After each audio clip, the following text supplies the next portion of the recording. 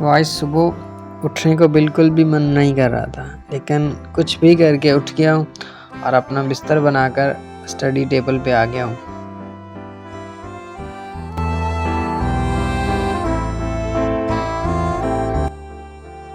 तो सबसे पहले अपने दिन भर को किया प्लान और पढ़ना स्टार्ट कर दिया।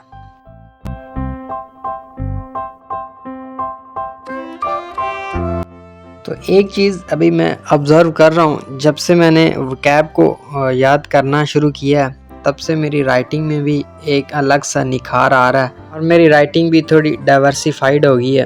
पहले तो सिनोनिम्स ही नहीं मिलते थे, बार बार रिपीटेशंस होती थी वर्ड्स की, लेकिन अभी थोड़ा ऐसा कम हो रहा है। तो इंग्लिश करने के बाद हम ले आते हैं अपने लैपटॉप को और स्टार्ट कर देते हैं लेक्चर्स लेना।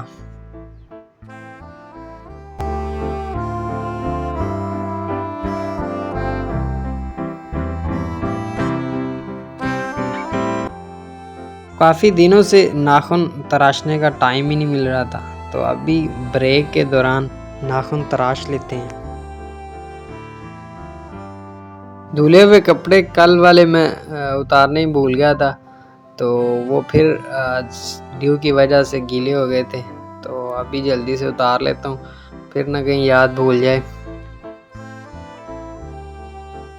आज जो नई चीज़ है वो है ट्रांसलेशन। कंपोजिशन का जो पेपर है CSS के अंदर, उसमें 15 नंबर की ट्रांसलेशन आती है, जो उर्दू से इंग्लिश में हमने उसको कन्वर्ट करना होता है। तो सर काज़मी साहब ने हमें सजेस्ट किया था कि बेटा आप उर्दू की कोई अखबार ले लीजिए, उसका आपको डबल फ़ायदा होगा। एक तो आपका करंट अफेयर और आपका एनालिसिस बेहतर हो जाएगा, और दूसरा आप उसके ऊपर प्रैक्टिस करें, उसको कन्वर्ट करने की कोशिश करें इंग्लिश में।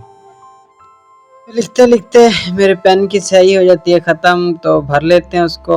इट्स लुक वेरी चाइल्डिश, लेकिन यार बहुत अच्छा लगता है मुझे पेन के साथ लिखना अभी भी। तो आज आउटलाइन लिख रहे हैं ऐसे की, और जो ऐसे है उसका टॉपिक है human development and economic stability. अभी टाइम हो रहा है 1:14, तो मीन्स के जोहर की नमाज का टाइम हो गया।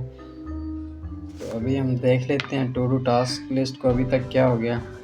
पेरो वर्ड्स और कैब और ट्रांसलेशन और आउटलाइन, मीन्स के हमारी इंग्लिश की जो स्लॉट है वो कंप्लीट हो गई है। अब हम नमाज़ पढ़ने के बाद स्टार्ट करेंगे स्लॉट 2 के अंदर अप्लाइड मैथमेटिक्स और जनरल साइंस के बाद। जनरल साइंस एंड एबिलिटी को मैं इसलिए अभी साथ साथ कर रहा हूँ क्योंकि 19 नवंबर को हमारा MT भी है, तो इसका डबल फ़ायदा हो जाएगा, क्योंकि इसके MCQs भी काफ़ी वहाँ पूछे जाते हैं। ऑलमोस्ट 50 नंबर का पोर्शन तो इसी में से होता है MT के अंदर। अभी भूख लग रही थी, तो काफ़ी देर सर्च करने के बाद मुझे ये कुछ काजू मिलते हैं, तो इनको खा लेता हूँ।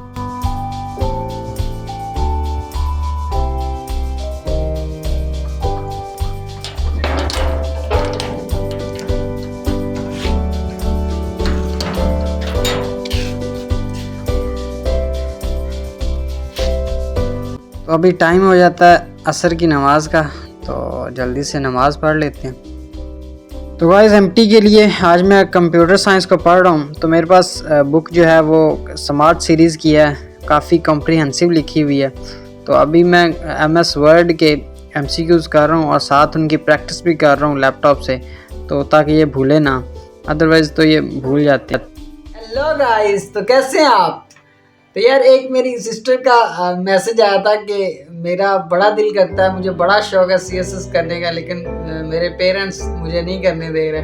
तो मेरे ख्याल से आपके लिए मनाना कोई इतना मुश्किल नहीं है, रादर देन किसी मेल के लिए, क्योंकि हमारी पैट्रियार्कल सोसाइटी है, मेल को पैसे कमाने पड़ते हैं, तो उसको ज़्यादा टेंशन होती है। क्योंकि ये जर्नी एक मेरे ख्याल से लॉन्ग जर्नी है, जहाँ पे आपको बहुत सी चीज़ों को बर्दाश्त करना पड़ेगा।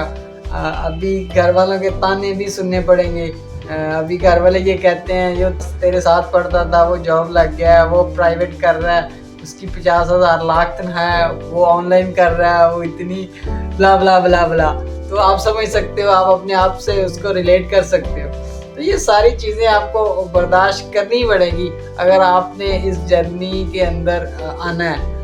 तो यार लेकिन एक चीज़ है, ये वाला जर्नी ना आपको बहुत सी चीज़ें सिखाएगा, बहुत सी चीज़ें। यार अभी हमारा टाइम हो रहा है वर्कआउट सेशन का, तो मिलते हैं फिर जिम में। तो वार्म अप के लिए मैं कुछ रोप्स और पुल अप्स लगा लेता हूँ और आज है हमारा चेस्ट का डे।